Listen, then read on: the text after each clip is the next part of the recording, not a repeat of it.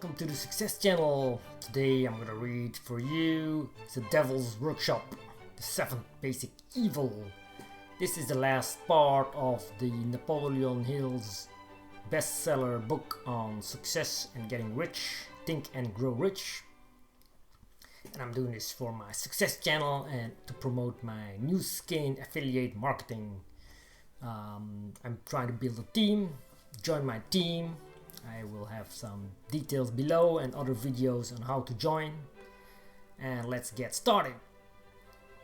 The Devil's Workshop, the 7th Basic Evil. In addition to the 6 basic fears, there is another evil by which people suffer. It constitutes a rich soil in which the seeds of failure grow abundantly. It is so subtle that its presence often is not detected. This affliction cannot properly be classed as a fear. It is more deeply seated and more often fatal than all of the 6 fears. For want of a better name, let us call this evil susceptibility to negative influences. Men who accumulate great riches always protect themselves against this evil.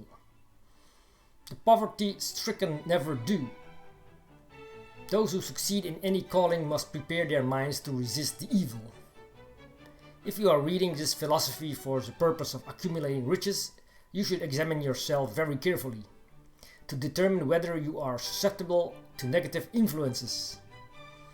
If you neglect this self-analysis, you will forfeit your right to attain the object of your desires. Make the analysis searching. After you read the questions prepared for this self-analysis, hold yourself to a strict accounting in your answers. Go at the task as carefully as you would search for any other enemy you knew to be awaiting you in ambush, and deal with your own faults as you would with a more tangible enemy. You can easily protect yourself against highway robbers, because the law provides organized cooperation for your benefit. But the 7th basic evil is more difficult to master, because it strikes when you are not aware of its presence, when you are asleep and while you are awake. Moreover, its weapon is intangible, because it consists of merely a state of mind. This evil is also dangerous because it strikes in as many different forms as there are human experiences. Sometimes it enters the mind through the well-meant words of one's own relatives. At other times, it bores from within through one's own mental attitude. Always, it is as deadly as poison, even though it may not kill as quickly. How to protect yourself against negative influences. To protect yourself against negative influences, whether of your own making or as a result of the activities of negative people around you, recognize that you have a willpower and put it into constant use until it builds a wall of immunity against negative influences in your own mind. Recognize the fact that you and every other human being are by nature lazy, indifferent, and susceptible to all suggestions which harmonize with your weaknesses. Recognize that you are by nature susceptible to all the 6 basic fears, and set up habits for the purpose of counteracting all these fears. Recognize that negative influences often work on you through your subconscious mind. Therefore, they are difficult to detect, and keep your mind closed against all people who depress or discourage you in any way. Clean out your medicine chest, throw away all pill bottles, and stop pandering to colds, aches, pains, and imaginary illness. Deliberately seek the company of people who influence you to think and act for yourself. Do not expect troubles, as they have a tendency not to disappoint. Without doubt, the most common weakness of all human beings is the habit of leaving their minds open to the negative influence of other people. This weakness is all the more damaging because most people do not recognize that they are cursed by it, and many who acknowledge it neglect or refuse to correct the evil until it becomes an uncontrollable part of their daily habits. To aid those who wish to see themselves as they really are, the following list of questions has been prepared. Read the questions and state your answers aloud, so you can hear your own voice. This will make it easier for you to be truthful with yourself. Self-analysis test questions. Do you complain often of feeling bad, and if so, what is the cause? Do you find fault with other people at the slightest provocation? Do you frequently make mistakes in your work, and if so, why? Are you sarcastic and offensive in your conversation? Do you deliberately avoid the association of anyone, and if so, why? Do you suffer frequently with indigestion? If so, what is the cause? Does life seem futile and the future hopeless to you? If so, why? Do you like your occupation? If not, why? Do you often feel self-pity? And if so, why? Are you envious of those who excel you? To which do you devote most time, thinking of success or of failure? Are you gaining or losing self-confidence as you grow older? Do you learn something of value from all mistakes? Are you permitting some relative or acquaintance to worry you? If so, why? Are you sometimes in the clouds and at some other times in the depths of despondency? Who has the most inspiring influence upon you? What is the cause? Do you tolerate negative or discouraging influences which you can avoid? Are you careless of your personal appearance? If so, when and why? Have you learned how to drown your troubles by being too busy to be annoyed by them? Would you call yourself a spineless weakling if you permitted others to do your thinking for you?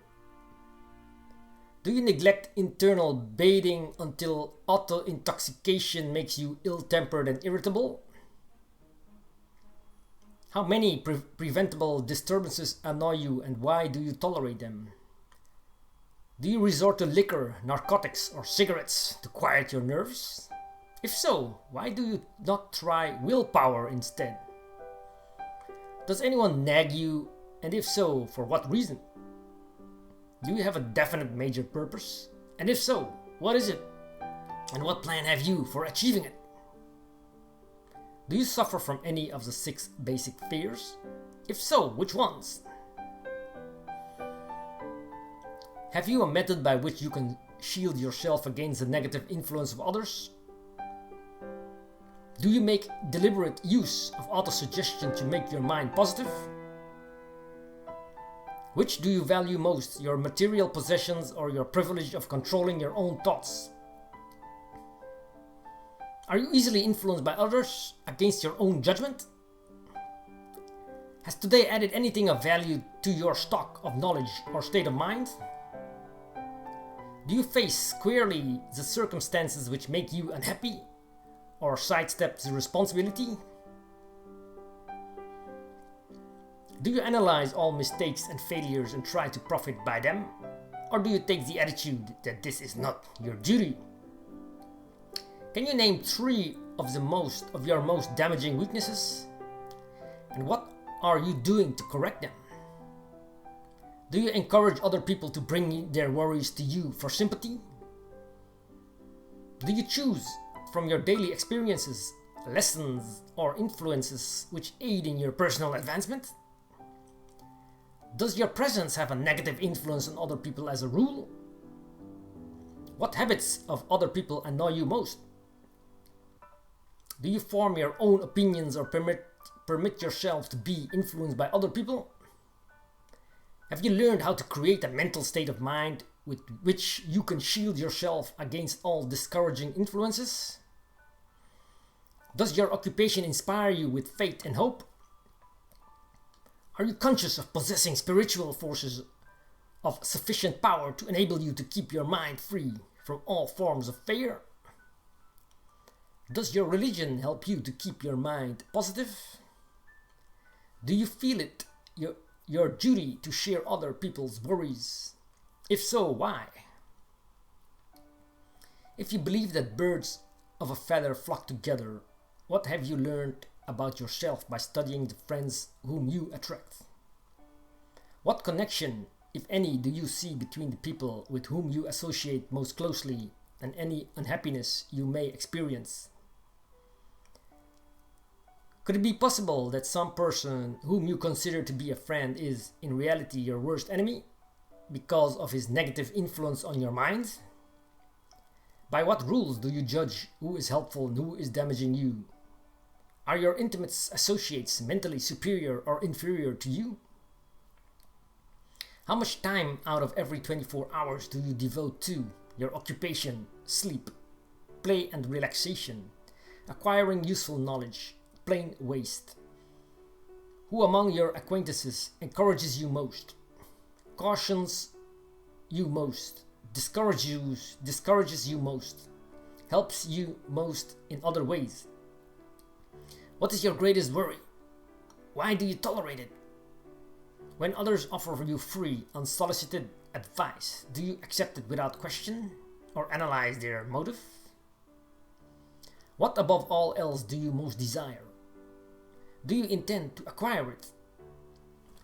Are you willing to subordinate all other desires for this one? How much time daily do you devote to acquiring it? And do you change your mind often? If so, why? Do you usually finish everything you begin? Are you easily impressed by other people's business or professional titles, college degrees or wealth? Are you easily influenced by what other people think or say of you? Do you cater to people because of their social or financial status? Whom do you believe to be the greatest person living? In what respect is this person superior to yourself? How much time have you devoted to studying and answering these questions? At least one day is necessary for the analysis and the answering of the entire list. If you have answered all these questions truthfully, you know more about yourself than the majority of people. Study the questions carefully. Come back to them once each week for several months and be astounded at the amount of additional knowledge of great value to yourself you will have gained by the simple method of answering the questions truthfully. If you are not certain concerning the answers to some of the questions, seek the counsel of those who know you well, especially those who have no motive in flattering you and see yourself through their eyes. The experience will be astonishing. You have absolute control over but one thing, and that is your thoughts.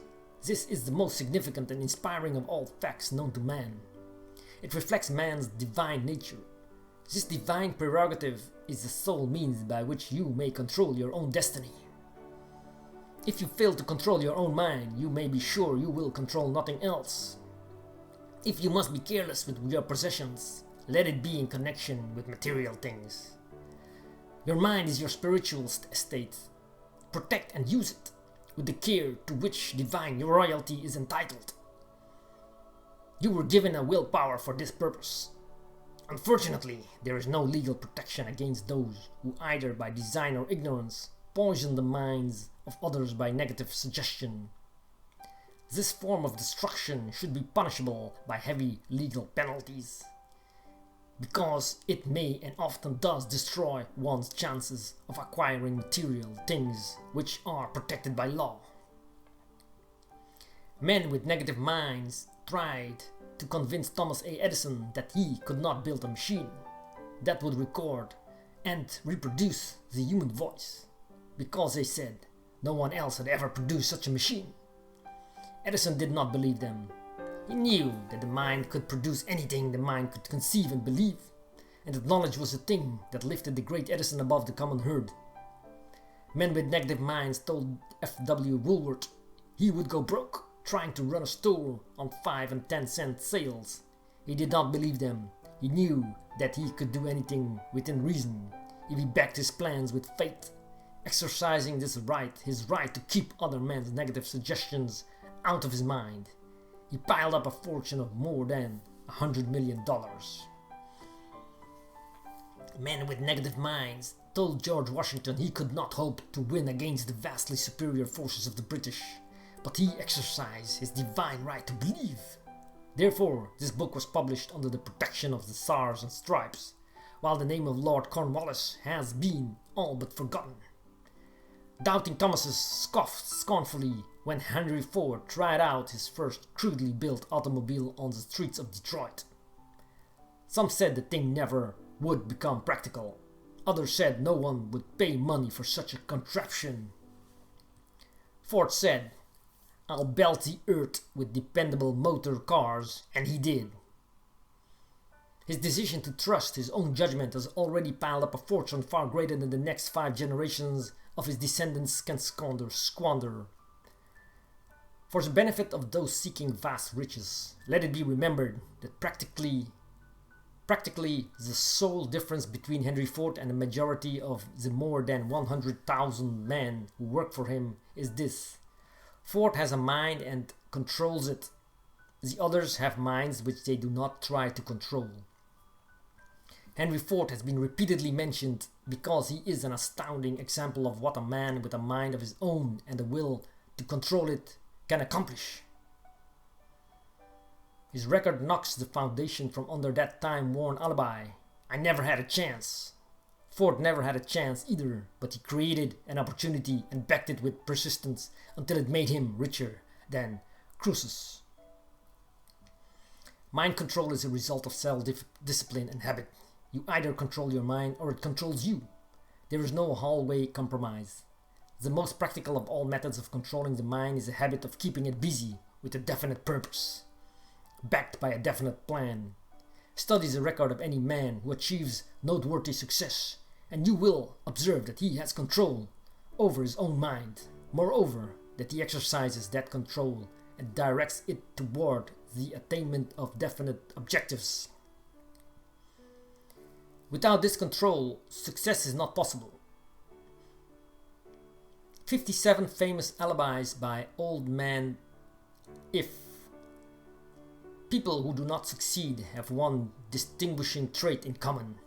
They know all the reasons for failure and have what they believe to be airtight alibis to explain away their own lack of achievement. Some of these alibis are clever, and a few of them are justifiable by the facts. But alibis cannot be used for money. The world wants to know only one thing: have you achieved success? A character analyst compiled a list of the most commonly used alibis. As you read the list, examine yourself carefully and determine how many of these alibis, if any, are your own property. Remember too, the philosophy presented in this book makes every one of these alibis obsolete. If I didn't have a wife and family, if I had enough pull, if I had money, if I had a good education, if I could get a job, if I had good health, if I only had time, if times were better, if other people understood me, if conditions around me were only different, if I could live my life over again, if I did not fear what they would say, if I had been given a chance, if I now had a chance, if other people didn't have it in for me, if nothing happens to stop me, if I were only younger, if I could only do what I want, if I had been born rich, if I could meet the right people, if I had the talent that some people have, if I dared assert myself,